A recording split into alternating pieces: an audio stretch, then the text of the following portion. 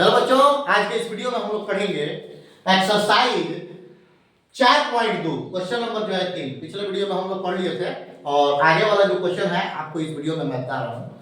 तो क्वेश्चन है कि ऐसी दो संख्याएं ज्ञात कीजिए जिनका योग 27 हो और गुणनफल जो है 182 हो। ठीक है, तो सबसे पहले हम लोग क्या करेंगे, मानेंगे। ठीक है, तो माना कि एक संख्या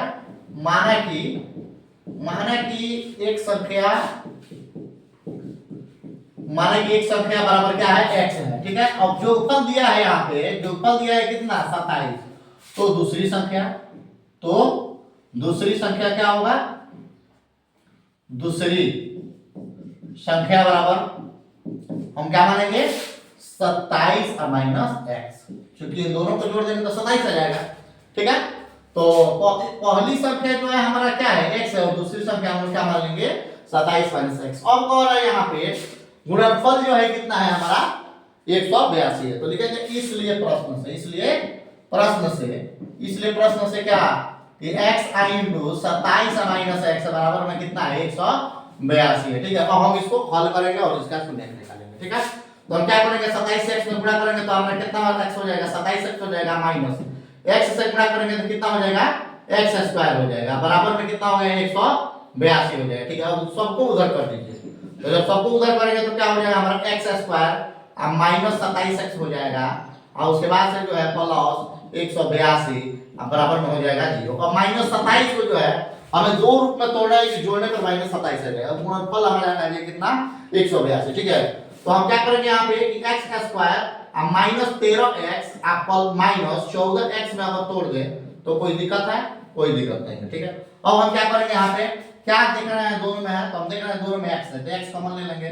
x जैसे ही कॉमन लेंगे तो हमारा क्या मिलेगा, x माइनस 13।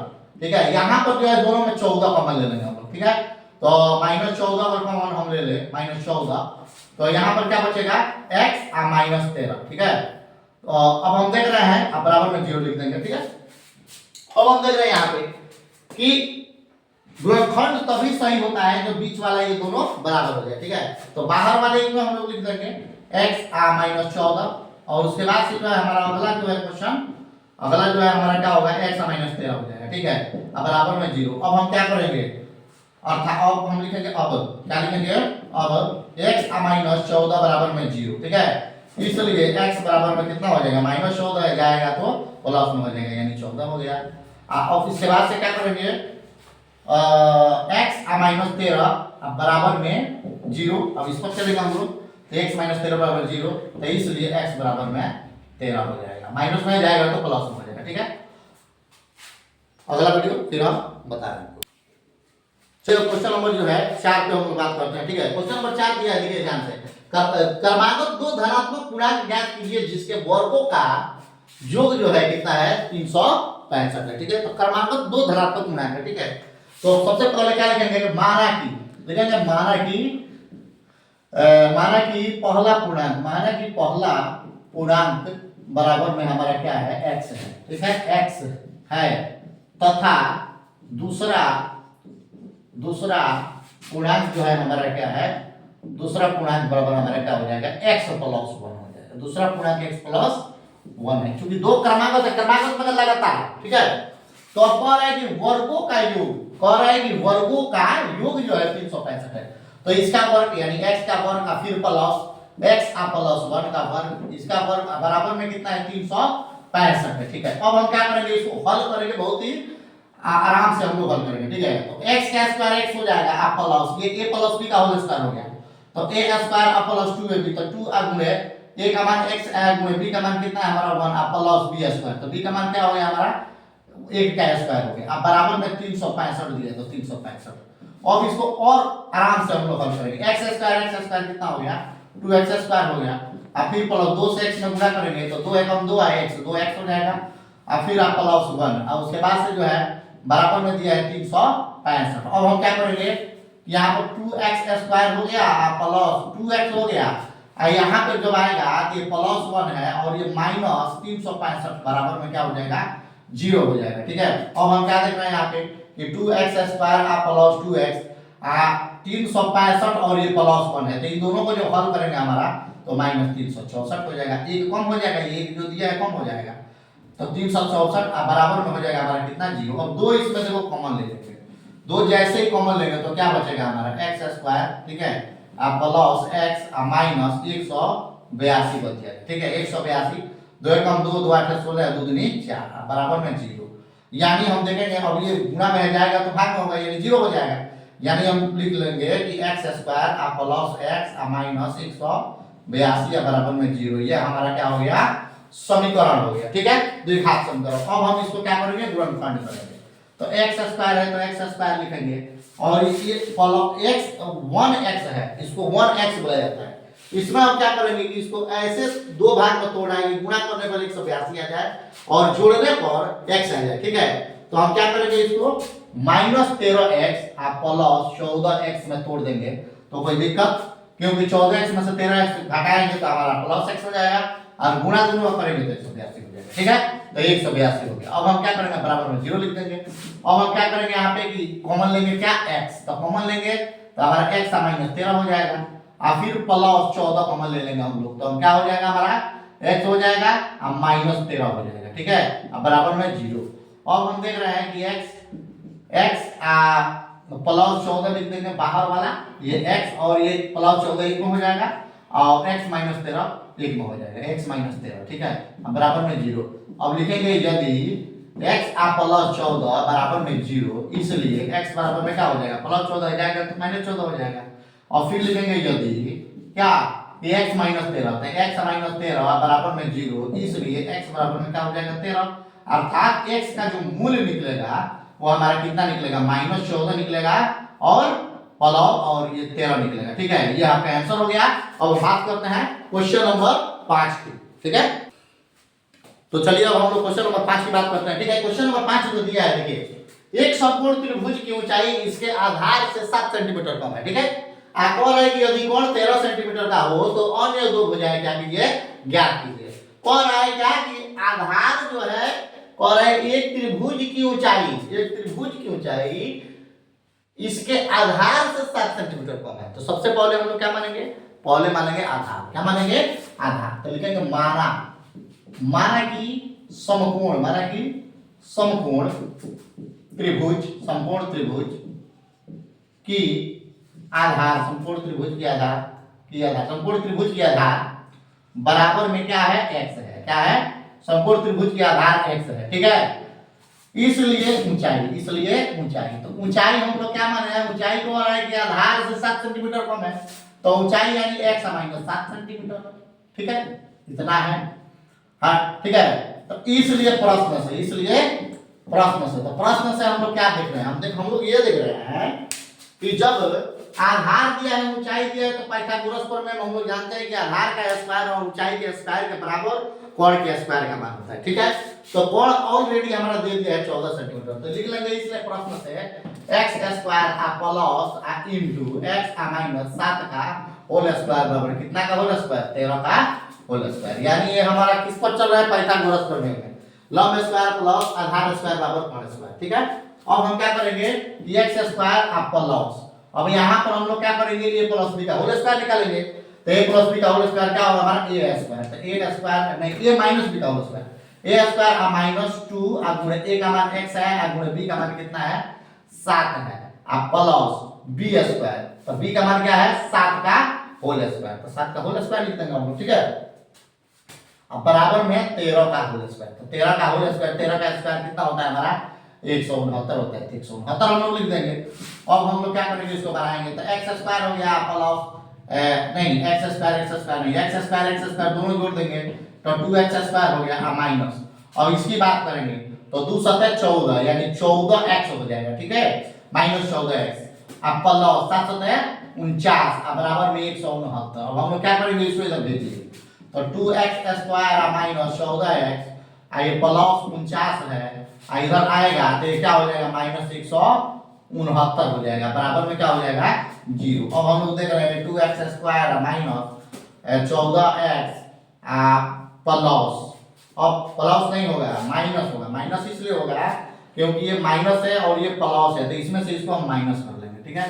तो 9 में से 9 हो गया कितना हो गया 0 हो गया, 6 में से 4 जाएगा तो कितना हो जाएगा हमारा 2 हो जाएगा, एक का 120 हो गया। अब बराबर में हमारा क्या हो गया 0 हो गया। ठीक है, अब 2 इसमें कॉमन लेंगे तो 2 जैसे कॉमन लेंगे तो क्या होगा हमारा x square minus 7x minus 160, x square minus 7x minus 160 हो जाएगा। ठीक है, अब बराबर में हो जाएगा हमारा कितना 0। ठीक है, और हम लोग देख रहे हैं कि यहाँ पर x square minus 7x x square हमारा एक्स स्क्वायर हो गया माइनस 7x माइनस 60 बराबर में क्या हो जाएगा हमारा 0। ठीक है, अब हम इसको क्या करेंगे फैक्टर करेंगे। ठीक है, तो जैसे ही फैक्टर करेंगे तो हम देख रहे हैं कि 60 लाना है हमें, इसको क्या करें कि आ जाए हमारा। ठीक है, तो हम लोग क्या करेंगे यहाँ पे कि x square minus 12x x square minus 12x आप प्लस 12 25 60 होता है तो प्लस 5x आप माइनस 60 अब बराबर में 0। क्यों ये क्यों किया गया है? क्योंकि इसलिए कि 12 से जब 5 में गुणा करेंगे तो 60 आ जाएगा, अब 12 और 5 जब जोड़ेंगे तो माइनस 7 आ जाएगा, यानी हमारा ऑलरेडी सवाल सही बन रहा है। अब हम यहाँ पर क्या कॉमन लेंगे x कॉमन लेंगे, तो x जैसे ही कॉमन लेंगे ठीक है तो हमारा क्या हो जाएगा x minus 12 x minus 12 common हो जाएगा, इसमें प्लस 5 कॉमन ले लेंगे तो फिर क्या हो जाएगा x माइनस 12 हो जाएगा। अब बराबर में हो गया हमारा 0। अब हम बाहर वाला एक में कर लेंगे तो x प्लस 5, ठीक है x प्लस 5 और उसके बाद से x माइनस 12 हो जाएगा हमारा। अब हम देख रहे हैं यहाँ पे बराबर में 0 लिख देंगे तो लिखेंगे यदि x प्लस 5 बराबर में 0 तो इसलिए x बराबर में माइनस 5 हो जाएगा, पहला आंसर। अब दूसरा आंसर क्या होगा, लिखेंगे यदि क्या x माइनस 12 बराबर में 0 इसलिए x बराबर में प्लस 12, यानी हम देख रहे हैं x बराबर में x का मूल जो है ना हमारा एक माइनस 5 निकलेगा और एक 12 निकलेगा, ये भी आंसर हो जाएगा और ये भी आंसर हो जाएगा। बात करते हैं क्वेश्चन नंबर 6 की। तो चलिए क्वेश्चन नंबर जो है 6 की बात करते हैं। क्वेश्चन नंबर 6 में दिया है देखिए कि एक कुटीर उद्योग एक दिन में कुल बर्तनों का निर्माण करता है, माने बहुत कुछ बर्तनों का निर्माण करता है।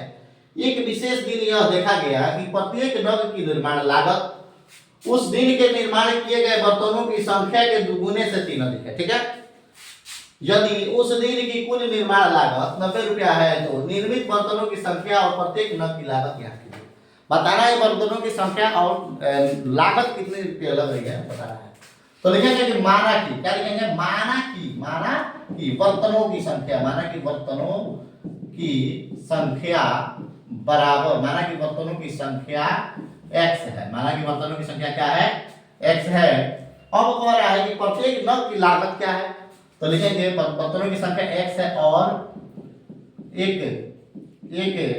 नग की लागत, एक नग की लागत जो है कितना है दुगुने से 3 रुपया, माने इसके संख्या के दुगुने से 3 अधिक रुपया लग रहा है, इतना रुपया हो गया। अब कह रहा है उस दिन कुल कितना लागत लगा, तो लिखेंगे उस दिन कुल लागत, तो कुल लागत क्या है, तो हम देख रहे हैं कि प्रत्येक नग की संख्या कितनी है x है और एक नग का मूल्य कितना है 2x प्लस 3 है, इतना रुपया है। बराबर में टोटल रुपया लगा है कितना रुपया 90 रुपया। ठीक है, अब हम क्या करेंगे यहाँ पे गुणा इसको करेंगे तो 2x स्क्वायर हो जाएगा आप प्लस 3x हो जाएगा 3x और यहाँ पे प्लस में आएगा तो क्या हो जाएगा माइनस में, तो माइनस 90 बराबर में हो जाएगा 0। ठीक है, अब हम क्या करेंगे इसको हम हल करेंगे। ठीक है, तो इसको जब हल करेंगे तो 2x square plus 15x minus 12x minus 90 में तोड़ देते कोई दिक्कत, क्योंकि 15 में से 12 हटाएंगे तो 3x आ जाएगा।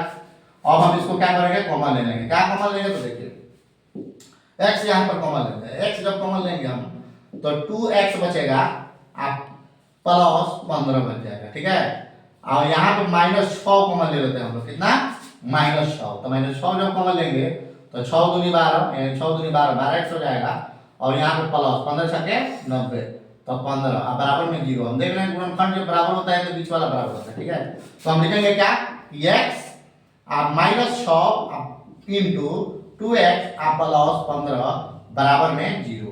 अब लिखेंगे कि यदि x माइनस 6 बराबर में 0 इसलिए x बराबर में कितना हो जाएगा 6, x का मान 6 हो जाएगा। फिर लिखेंगे यदि 2x, यदि 2x आप प्लस 15 बराबर में 0 है ना, तो या हम क्या करेंगे यहाँ पे अब कि x आप बराबर में 15 उधर जाएगा तो क्या हो जाएगा माइनस 15, ठीक है, अब बटा 2 x का मान जब निकालेंगे तो माइनस 15 बटा 2 हो जाएगा x का मान। तो अब देखना है क्या, अब ये तो मूल्य नहीं हो सकता है, मूल्य यही होगा, ठीक है, तो मूल्य 6 होगा। तो हम क्या देखेंगे कि यहाँ पर प्रत्येक नग की लागत बतानी है, ठीक है।